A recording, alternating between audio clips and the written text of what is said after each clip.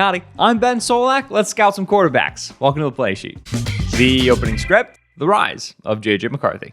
Entering the 2023 college season, we kind of had a picture of what the 2024 NFL draft quarterback class was going to look like. USC's Caleb Williams, very good. He was going to be a top guy. North Carolina's Drake Maye, very good. He was going to be a top guy. And then there's just like a gamut of tier 2 and tier 3 dudes, and somebody, we don't know who, but somebody is going to emerge from that. We know that someone's going to emerge because someone always emerges. In 2018, Oklahoma's Baker Mayfield was like in the conversation, but nowhere near the first overall pick until his final season. The same was true of LSU's Joe Burrow in 2020. Now, I don't think anybody is rising to the level of first overall pick in this class. That's still going to be Caleb Williams. He's going to be a Bear. It very much feels like the second overall pick for the Commanders is up for grabs. QB2 off the board was long expected and anticipated and considered to be Drake Maye. But then there was LSU's Jayden Daniels. He wins the Heisman, unbelievably productive. He gets involved in the conversation. And recently, as of late, last like month, 2 months of the draft process, a third name has entered the ring. Here's NFL Network's Tom Pelissero at owners meetings this week. Roll the clip. We play clips now. When I've had conversations here with executives for other teams who know Adam Peters well, know the situation well, the most popular answer for what they do at number 2 is JJ McCarthy. Michigan quarterback JJ McCarthy. Now, if you speak to someone who's like exclusively a college football fan, the McCarthy thing is like, it's very surprising. Not because they don't know who McCarthy is. McCarthy's been the starting quarterback for the Wolverines for the last 2 seasons. They've won every single game he has started, save for one. College football playoff semifinal last year against TCU. It's not that they don't know who McCarthy is. It's just that McCarthy wasn't really considered like an integral part of Michigan's success. That's because Michigan is loaded with NFL talent. Under head coach Jim Harbaugh, they have done an unbelievable job recruiting and then developing and then internally recruiting their guys, keeping their dudes in the building such that they have a roster, a 2024 NFL draft class that might literally be like unprecedented. They had 18 dudes invited to the NFL Combine, which is a single school, single year record. They are expected to break the single school, single year drafted players record when we get to the draft in April. It's currently held by Georgia with 15. They had 18 dudes at the Combine, right? They're probably going to beat it. So, because of the like insane level of NFL talent on offense, but also on defense, Michigan just tended to like punk their opponents. They would win and they'd win by a lot. And then because Jim Harbaugh is the head coach there, believes in ground and pound, likes to run the football, control the clock, maintain the lead, the Wolverines just did not ask JJ McCarthy to do a lot. There are some like weird box scores. When number 5 Michigan went and visited number 10 Penn State in November, JJ McCarthy threw the ball 8 times. His last pass attempt came halfway through the second quarter, and it was a 1-score game for most of the second half against Washington in the national championship game. All right, you got to win this one. Another game that was mostly 1 to 2 score lead for Michigan all the way through. McCarthy was 10 for 18. They just don't throw it a lot with JJ McCarthy under center. Now, just because there's not a lot of reps doesn't mean there isn't plenty good in those reps, and that's why the NFL is interested in McCarthy, because they're not watching the reps and saying, why didn't Jim Harbaugh throw the ball 45 times a game? Like, they don't care about that. They just care about the evaluation of the player. And in JJ McCarthy, there is clearly an NFL quarterback. Let's go to play action. So why does the league like McCarthy? Well, firstly, he ran a pro-style offense in Michigan, right? I mean, this is a pro-style set right here. They're going to go under center. And they're going to go hard play action. It's a 7-step drop. We go vertical here with the tight end, and then we're crossing with this wide receiver right here to the intermediate middle. I mean, this is Shanahan 101, right? You're going to hit this route off of under center play action. Like, this is just, it's a 7-step drop. It is a timing-based route. Like, this is just pro-style football. It's not air raid nonsense. Oh, spread this, that, whatever. No, this is an NFL-style rep. So there's 2 things to like about McCarthy on this one. Firstly, timing in the drop is great, and then as he's releasing this ball, look at this. Hands are separated. He's getting ready to deliver. Just as this route is starting to break into space, right? Linebacker here, linebacker here. So this is good timing. Now, you could have gotten rid of this ball a little bit earlier, and you can see it when he's in the pocket here. He does a little bit like give an extra bounce, and then hitch. And so you can argue he's late to this, and I would agree with that. But you have this sinking corner right here, and you need to make sure that this ball is delivered before that corner can drive on the catch point. And ideally, you throw it onto the numbers to protect the receiver. You don't want to lead him here, because if you lead him, you are leading him into this hit. You kind of want to stop his momentum right here. Watch how this ball arrives. A lot of velocity on the face mask, protecting this receiver from that corner, right? This is just Nice placement of the football. Now, end zone view. Right here, I just want you to see the eyes. Watch the helmet, all right? I'm going to snap this football, play action fake, picks his head up, and then right there, he snaps it to that technical first read, right? Which is this tight end who's going to be going vertical, and then he breaks outside. That just helps pull your safety here, move you a little bit, and then let this receiver come into your view. Let him work into your view. So again, this is very like professional, polishy, pro style stuff where it's just, okay, helmet on that first route, and then let that middle of the field receiver come into your field of view, grip and rip it. Great velocity on the ball, great timing, great spacing, protect the receiver from the hit. Just an excellent play. McCarthy just has a good innate sense of timing. He understands how windows are going to open and close. He understands where to place the ball to put his receivers in the right spots in those windows. He's got good timing. He's got good feel. He's got good game sense. And NFL teams are going to love this, right? Because he'll execute our offense for us. This is, it looks like a routine rep. It's not. We're going to motion this receiver into a stack here. And then we get a vertical route. And then that motion player ends up running a slant right here. I think it's like an option route, but he runs the slant. You're going to have this overhang defender initially widen at the snap, and then this middle linebacker kind of stays in his position. So we end up getting a window right here between these two players for that slant. And when McCarthy realizes that this is open, you'll see him figure out that in order to throw this, he's got to dig his back foot down now and throw this thing quick, right? He has to really expedite his release process if he's going to throw this window in the quick game. So watch how he behaves in the pocket here. Snap the football, drop back. Oh, he sees, I think what he's reading, I think he's reading this backer right here. And when he sees him stay middle of the field after this overhang widens over, he realizes, oh, I got to throw this slant. Like, okay, right here, I got to throw it. Watch him dig his right foot down into the ground. He plants it, and then he throws this thing. Like he doesn't get into his usual throwing motion. He just gets the back foot down, plants that forward foot, and just drives this thing. And it ends up being really nicely placed between those two defenders, end zone view. You'll see his throwing motion like look weird, and it's because he throws this thing as fast as he can. He has to reset a little bit in the pocket because of the trash, right? You get that interior rush, and so he's got to move in the pocket, get that back foot down, and get this thing still on time before the window closes. That's just an understanding of, okay, if I want to throw this, I got to be quicker in the pocket than I usually am. And he gets it done on time, and he gets the completion between those two linebackers. It's good timing. Now, because McCarthy has a good sense of timing, he knows when to throw it quick because the window is closing. He also knows how to hold it to the last possible second to give his receiver a chance to get into his break. 3rd and 6 against Rutgers. J.J. McCarthy doesn't mind taking a shot, man. This is a tough son of a gun in the pocket. Look at that hit. Jiminy Christmas. Free rusher the whole time, and he holds it, lets the tight end get into the break. Look at the spot on this ball, too. Come on. Oh, with pressure bearing down, he puts that not just at the right spot for the tight end, but away from coverage as well, right? Put this away from the defensive back. He can't play on it. Tight end is allowed, can reach out for that yard to gain. Tough son of a gun. All right, 3rd and 8, Ohio State early in the game, motion man. Oh, pressure coming down the barrel, J.J. McCarthy, dude. He will take a shot and still deliver an accurate ball. Goodness gracious. Watch him wait in the pocket for the tight end to get across the formation, get that ball still to him. So he's got to clear this defender, right? Because if you throw this here, firstly, his eyes aren't going to be on it. So say you head it to him right here. This defender steps down, makes contact. You have no chance of getting that line to gain. You have to hold your water, and get this to him beyond that curl defender so he can turn upfield, gain a couple extra yards. He doesn't actually get the first down here, but they go for him 4th down and they get it. McCarthy's tough.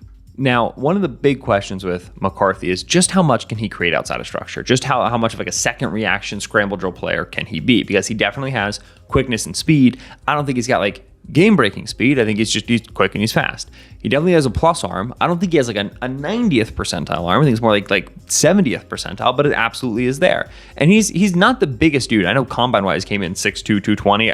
That's water weight. I do not think he was playing at 220 at all. But plays like this, if you get this regularly from McCarthy, he starts to have a high enough ceiling that talking about him as a top 5 pick and talking about him as a top 10 pick really starts to make sense. This is 2nd down against Ohio State. Concept-wise, like they're going to go late in-breaker here. This is going to stay vertical and it's going to go high. This initially is supposed to look like it's an in-breaker and then break to the outside. This is meant to be a long developing play-action play. They go fake right here. The problem is you get a one-on-one with edge rusher against a tight end and it loses immediately. So McCarthy is under pressure just from the moment this ball snapped, right? Land in your drop back, Pressure on the backside, you've got to move. And because like the routes have barely developed, there's no real scramble drill options right now. There's this, and then this is going to start to break into the sideline here in a moment. This player's too far away. This guy's going to go vertically down the field. Not a lot of good options working here already, like into the narrow side of the field. McCarthy's going to buy a little bit of clock, right? Just stay flat, get to the sideline, buy a little bit of time, and you can already see him attempting this throw right here to this wide receiver. This is a challenging throw. This throw will stress your arm strength. Look at this ball arrive. End zone view is really impressive. So here we go. Snap the football. Pressure on the backside. We run. What's funny is this. When you're going to throw this, you need to make sure that this right foot is tethered to the ground, right? You're on the run. You got to have that right foot down, and you want to launch off that foot when you throw this. That's how you're going to get your torque into your hips, how you're going to get power into this throw. And McCarthy messes this up, right? Like he ends up taking this big long stride and starts to release this ball. Like he just landed on this foot. He didn't get the torque that he needed to, right? He legit just messes up this scramble drill throw. He lands on that right foot too late. Ball's already up here. So this ends up being like all arm because you're not getting any power from the core. You're not getting any power from the ground. This is pure arm. Oh man. Okay, one more time. This is a quarter speed, so you can see what I'm talking about. It's just, you want to have already been down and then be launching off the ground to get the power here. But he just lands on that foot, releases this. It is exclusively torque from his elbow. Ball's kind of a duck, but still, that's an impressive throw. While I'm not totally convinced of like McCarthy, the scramble drill king in the league, I will say he's a very loose athlete. And that means he can throw on the move to his left, right? He can get his body around. He's got the flexibility to do it. He's got the torque to do it. Touchdown against Nebraska, man. It's interior pressure, right? Then losing the B gap there. So you got to reverse pivot out, bail, you run to your left. Look at him find this route and throw it. Oh, end zone view is pretty. There we go. That left tackle is going to lose. Get outside the pocket. Now, this isn't the fastest Nebraska defensive lineman ever existed. So McCarthy is more comfortable out here than it would appear. I like when 9 points to him. Like, somebody please get him. I can't get him. But anyway, yeah, that watch him open his hips to line of scrimmage, right? Get square to line of scrimmage, get his body across, and that's a gorgeous throw. So all this is good. The timing, feel, sense for space, the toughness, the arm talent, the zip, the movement skills, the fluidity in the body, like all this is good. It's clearly NFL caliber. Now, most teams who had an NFL caliber quarterback like Jayden McCarthy would ask him to do much more challenging things than Michigan asked Jayden McCarthy to do. And that's where we run into some problem. McCarthy might be destined for the league. I think that's totally fair. But you got to start asking yourself what the ceiling is going to be on an offense that's got Jayden McCarthy at the helm. Take the arm strength question. I have no doubt that McCarthy has an NFL arm. I think he's got a plus arm for the league. But there's absolutely accuracy drain on McCarthy's film when he starts using that arm strength to access the areas of the field that are further away, the downfield shots and the outside of the number shots. Nifty little shot concept here against Minnesota. We're going to snap the ball with this player in motion. We get this 3 receiver set. Big post right there. It's going to be in a boomerang route, and then this route stays vertical high on the outside. With the way the safeties play out, this post is a quarterback's dream, man. That safety, that field safety sits down, thinking that this route was going to stay here. Post now operating to space. No one within a mile of this. Corner's got bad leverage. Best pocket you could ever ask for. Uncork this sucker. Let's score 6. It's a bad ball. And this, you say, oh, Ben, this is a 50-yard throw. Yeah, welcome to the league, baby. I mean, you have all the room in the world to hitch, and you have all the room in the world to overshoot this throw. This downfield throws cannot get easier than this. There's one thing that is unacceptable here, and it is hanging this ball such that the defensive back can get back into the play. Now, tremendous adjustment by the receiver. Defensive back never gets his head around to this ball. But to me, I see this and I go, okay, you can throw it 55 yards, but you're not putting the ball where I need you to put it. That receiver comes to a full stop, man. That's a problem for me. This right here is a great example. If I have an NFL caliber quarterback in college, buddy, I'm running deep outs and deep comebacks on you until the cows come home. You can't defend this, right? Your corners aren't gonna have the appropriate leverage. I have the arm strength to get to this route. You're not used to playing quarterbacks that have the arm strength to get to this route. Like, I am beating you with this. And you will see NFL quarterbacks in college do this, right? So we get that deep out here. This just ends up settling over the ball. It's gonna be play action fake. McCarthy's gonna throw that deep out. Now again, you got great pocket. You had time to hitch into this if you wanted to. This is about to break, right? Deliver this throw with velocity because you got to beat the corner's recovery. You got to get the ball to the sideline, but deliver it with accuracy. McCarthy just straight sails it, right? It's uncatchable football. End zone view. He doesn't seem like he's confident in the timing of this drop back. A part of the reason is they don't ask him to throw this route very much, if at all, right? And so I think that he's just like a little bit like off with how it's going to break. See him land on that back foot and then kind of hitch. I don't think he knows exactly what the timing is here. Footwork's a little bit off, whatever. But that is as clean of a throwing hallway as you're going to get. That ball cannot be caught. So it's one thing to have arm strength. You got to be able to access the areas of the field with accuracy. You can't just chuck it down there. You got to be able to deliver catchable balls. He really struggles to do this. So you see it on the deep vertical shots, and you see it on the deep outside shots. Okay, whatever. Those are very challenging throws. Really concerningly is that when McCarthy's trying to put mustard on just basic outbreakers, there is dramatic accuracy drain, right? This is 10 yards, get past the sticks, go to the sideline. This is an uncatchable football. Just put his whole tuchus into that throw. You cannot get there. Look at how open Roman Wilson ends up here. Gets leverage. I mean, like there is the world to throw this to. Just put it on him. He is putting so much heat onto this ball that he just loses control of it. Turn around. Uncatchable. So once you start looking at McCarthy in totality, right? We're okay, good timing, execute the offense, rhythm, middle of the field. But those throws that are outside the numbers, those throws that are deep down the field, there's some big accuracy drain. He really starts to resonate to me like a Brock Purdy or like a Tua Tagovailoa in terms of pro comparisons, where I can build not just a good offense around this guy, but a really good offense around this guy. So he'll execute for me.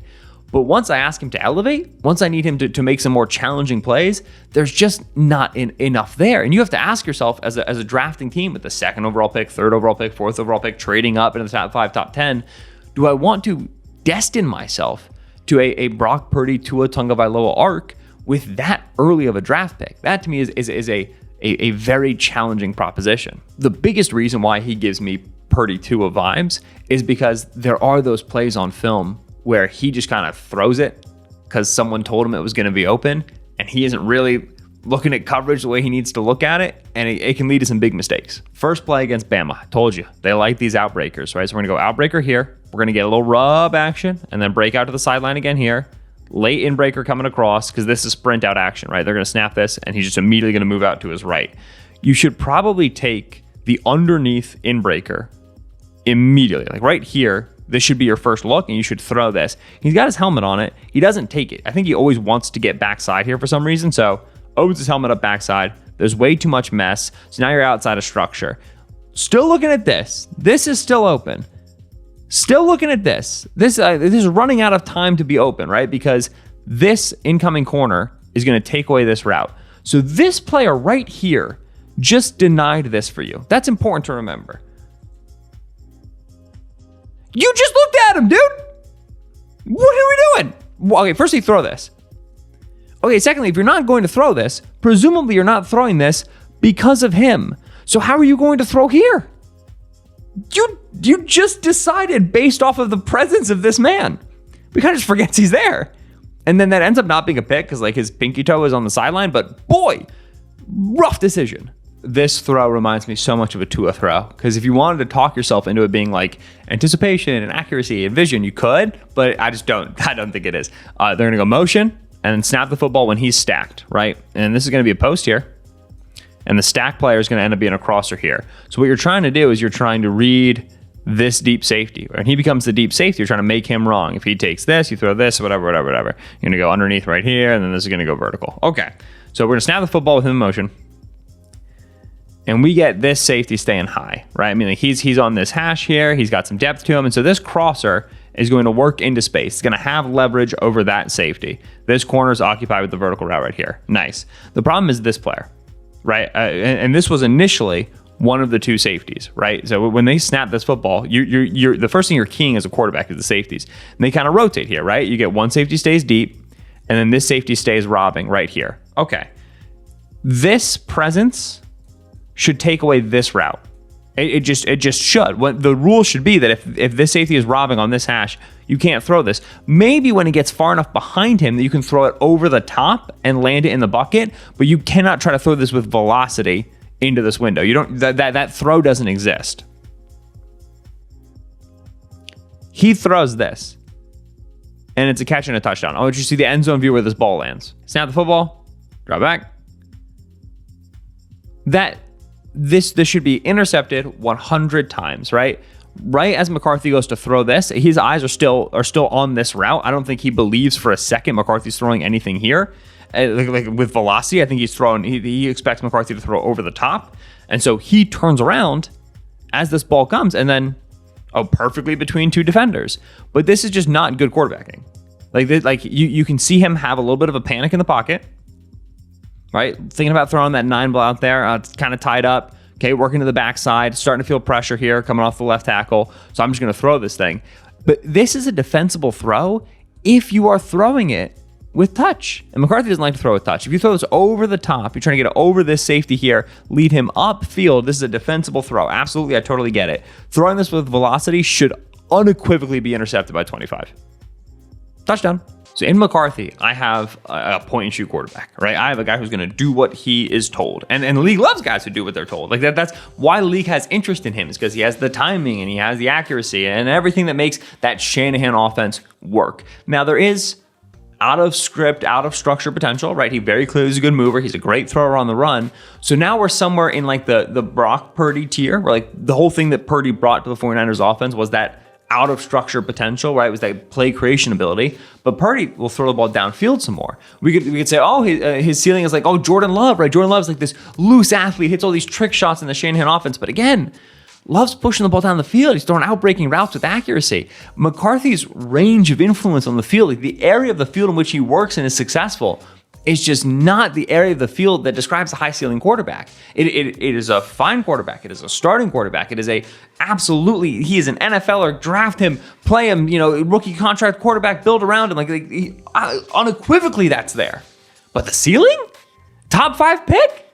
Before Drake Maye, before Jayden Daniels? A little rich for my blood. So if your team drafts J.J. McCarthy, 2 overall to the Commanders, 12 overall to the Broncos, or anywhere in between, world's not ending, right? This isn't the worst pick. He's going to bust. Terrible quarterback selection. I think he's going to be fine. I just think you're going to get to the end of that rookie contract, and he's still going to be fine, and you're going to be wondering what to do next. And that'll do it for us here on the Play Sheet. Thank you so much for watching. We're going to be breaking down all the top quarterbacks in this class over the course of April. And so make sure you're subscribed. You ring that bell, brother. Thank Corey McConnell for producing the episode. Catch us next week here on the Play Sheet.